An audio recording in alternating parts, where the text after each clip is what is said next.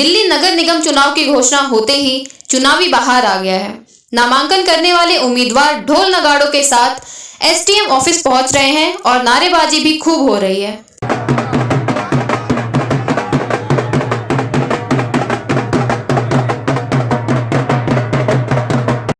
आपकी अपनी पार्टी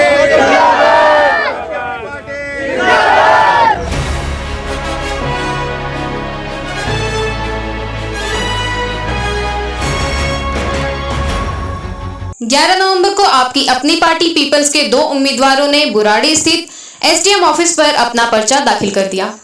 बुराड़ी से उम्मीदवार मोहम्मद मंसाद और कादीपुर से उम्मीदवार रजनीपाल ने अपना नामांकन कर दिया है। इस मौके पर भारी संख्या में लोग उपस्थित थे। ढोल नगाड़ों और दल बल के साथ इन दोनों का नामांकन किया गया।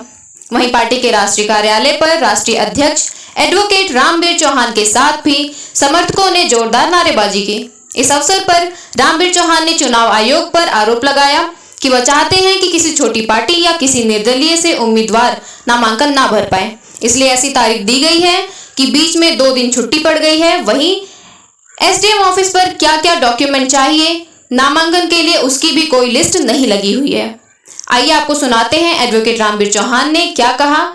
उसके बाद आपको सुनाएंगे जिन उम्मीदवारों ने अपना नामांकन किया है उनमें कितनी खुशी है और इस मौके पर उनका क्या कहना है। हमने पहले ही मीडिया के सामने ही बताया हुआ है कि हम 100 कैंडिडेट लगभग उतारने की तैयारी में है और सब लोग अपनी अपनी मेहनत करें। सब कैंडिडेट लगे हुए हैं। हालांकि हमें इलेक्शन कमीशन से एक नाराजगी है कि इलेक्शन कमीशन जो दिल्ली में स्थापित और पूंजीवादी लोगों की स्थापित पार्टियां हैं उनके इशारे पे इलेक्शन कमीशन काम कर रहे हैं। जो गरीब लोग हैं उनको राजनीति से महरूम करने के लिए जानबूझ के ऐसा शेड्यूल बनाया गया है जिसमें 3 दिन की छुट्टियां थी। 3 दिन में 3 दिन की सरकारी छुट्टियां देने के बाद आपके पास 4 दिन बचते हैं और जो लोग अपने वोटर सर्टिफिकेट वगैरह अप्लाई करते हैं उनके लिए उनको राजनीति और लोकतंत्र से महरूम करने के लिए प्रोग्राम इलेक्शन कमीशन ने दिया है।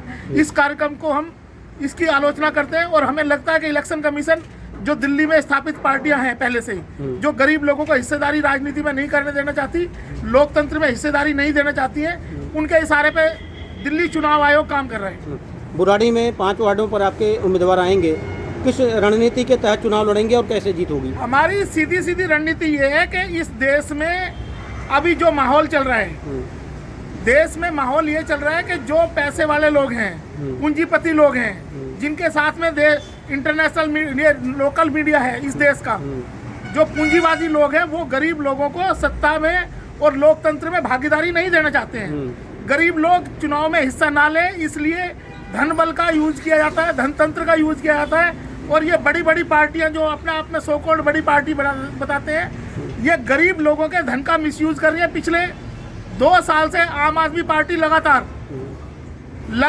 लगभग एक वार्ड में 20 लोगों को उसका टिकट का प्रलोभन देके आज हम 11 तारीख को, जबकि चुनाव नॉमिनेशन के सिर्फ 2 दिन बचे हुए हैं, अभी तक ना तो भारतीय जनता पार्टी के टिकट डिक्लेयर हुए हैं और ना ही आम आदमी पार्टी के। ये उन गरीब लोगों का साथ धोखा है, उनका आर्थिक शोषण है। उनसे पोस्टर लगवा लिए जाते हैं, होर्डिंग लगवा लिए जाते हैं और अब उनको चुनाव में भागीदारी रोकने के लिए, इसलिए डर की वजह से ये टिकट नहीं अनाउंस कर रहे हैं। अपनी ये पार्टियां अपने चुनाव के कैंडिडेट इसलिए अनाउंस नहीं कर रहे हैं ताकि वो गरीब लोग विद्रोह ना कर दें।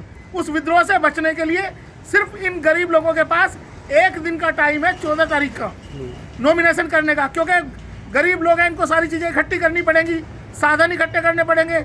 उससे इनको लोकतंत्र में गरीबों की भागीदारी को समाप्त करने का ये एक जरिया बनाया गया और इसमें चुनाव आयोग भी शामिल है।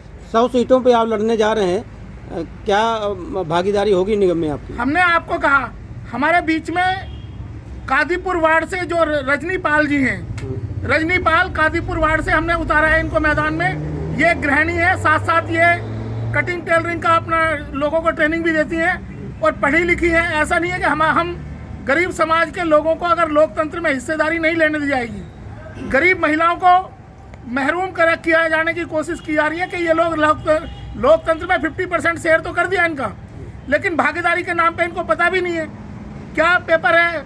इलेक्शन कमीशन इतनी धोखेबाजी गरीब लोगों के साथ कर रहा है कि आपने किसी भी रिटर्निंग ऑफिसर के ऑफिस के सामने कोई डॉक्यूमेंट का डिस्क्लोज नहीं किया कि क्या क्या डॉक्यूमेंट नॉमिनेशन के साथ लगेगा, किस तरीके से चुनाव लड़ा जाएगा। आज किसी भी ऑफिस में आप जाके देखो, अभी आप नॉमिनेशन करके आए हैं, आपको कहीं भी डिस्प्ले बोर्ड नहीं मिलेगा जिस डिस्प्ले बोर्ड पे ये लिखा हो कि आपको क्या क्या कागज लगाने हैं। ये सरासर गरीब जनता के साथ धोखा है, लोकतंत्र को हथियाने की साजिश है अमीर लोगों की, और चुनाव आयोग के अधिकारी उसमें शामिल हुए हैं। हमने उसका मुंह तोड़ जवाब देने के लिए इन गरीब लोगों को, हम क्योंकि गरीब लोग हैं, गरीब लोगों की पार्टी है आपकी अपनी पार्टी, हम लोगों ने कमर कसी है कि हम इन पूंजीपति लोगों का विरोध करेंगे और इनके खिलाफ जमकर मुकाबला करेंगे। ये महिलाएं जितनी भी हैं ये शपथ लेके आई हैं कि हम पूंजीवादी ताकतों को जो पैसे का छल बल और कपट के साथ राजनीति कर रहे हैं उनका मुकाबला करके रजनी पाल को कादीपुर वार्ड से जिता के भेजेंगे ताकि ये गरीब लोगों की आवाज़ निगम के सदन में बन सके। तो आपने सुना कि किस प्रकार से एडवोकेट रामवीर चौहान ने चुनाव आयोग पर जोरदार तरीके से हमला बोला है। आइए अब हम सुनाते हैं आप पीपल्स के दोनों उम्मीदवारों का क्या कहना है इस बारे में। हाँ जी मैम, क्या नाम आपका? आपने नॉमिनेशन किया अभी कौन से वार्ड से? वार्ड नंबर 7 से। कैसे आप लड़ेंगे? दो बड़ी पार्टियां हैं सत्ता में बैठे, उनसे लड़ाई कैसे होगी आपकी? लड़ाई को का ये जी जीत के आएंगे। आपकी अपनी पार्टी पीपल से हम जी खड़े हुए हैं जी। और जीत के आएंगे और जीतेंगे। हाँ और जो पार्टी पिछली है वो सारी झूठी है, क्योंकि जी। हमारे यहाँ कोई भी विकास नहीं है जी। उस विकास को सही करने के लिए आज मैं इस मंच पे आई हूँ और जी। खड़ी हुई हूँ आपकी अपनी पार्टी। तो जीत के आएंगे, भरोसा है? भरोसा है, पूरा पक्का है, जीतेंगे। आपकी अपनी पार्टी। मेरा नाम मोहम्मद मनसाद है। अंसार जी, अभी आपने जो नॉमिनेशन करके आए हैं, किस पार्टी से नॉमिनेशन किया आपने? हमने आपकी अपनी पार्टी पीपल्स से किया है। जी, कौन सा वार्ड है? ये ward number 6 ward number 6 Burari. Burari. सत्ता में बीजेपी है पिछले 15 सालों से। सत्ता में बीजेपी भी है, आम आदमी पार्टी भी है जी। लेकिन ये दोनों पार्टी झूठी है। हाँ। झूठ का दावा करती है, आज तक कहीं कोई काम नहीं किया। परेशान होकर के हम जो है, हमारी आपकी अपनी पार्टी ने हमें मौका दिया है जी। और हम जीत के आ रहे हैं इंशाल्लाह, फुल बहुमत से जीत के आ रहे हैं।